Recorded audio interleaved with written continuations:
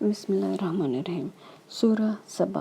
آیت نمبر 46 سے 54 میں اللہ پاک فرماتا ہے، کہہ دو کہ میں تمہیں صرف ایک بات کی نصیحت کرتا ہوں کہ تم اللہ کے لیے دو اور اکیلے اکیلے کھڑے ہو جاؤ،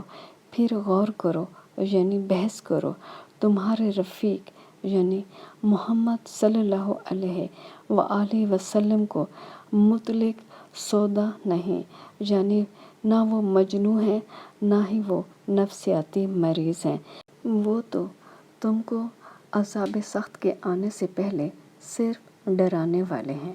کہہ دو کہ میں نے تم سے کچھ صلہ مانگا ہو تو وہ تمہارا میرا صلہ اللہ کے ذمہ ہے اور وہ ہر چیز سے خبردار ہے۔ کہہ دو کہ میرا پروردگار اوپر سے حق اتارتا ہے اور وہ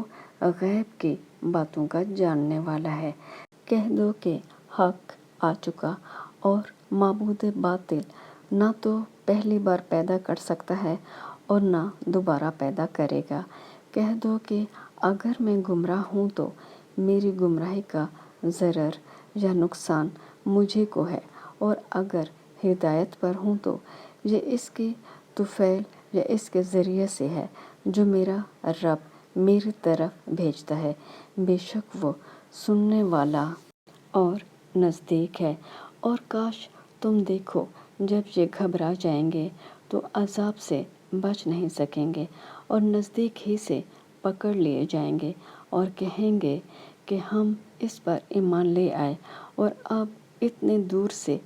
ان کا ہاتھ ایمان کے لینے کو کیوں کر پہنچ سکتا ہے، اور پہلے تو اس سے انکار کرتے رہے اور بن دیکھے دور ہی سے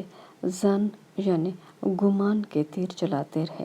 اور ان میں اور ان کی خواہش کی چیزوں میں پردہ حائل کر دیا گیا، جیسا کہ پہلے ان کے ہم جنسوں سے کیا گیا، وہ بھی الجھن میں ڈالنے والے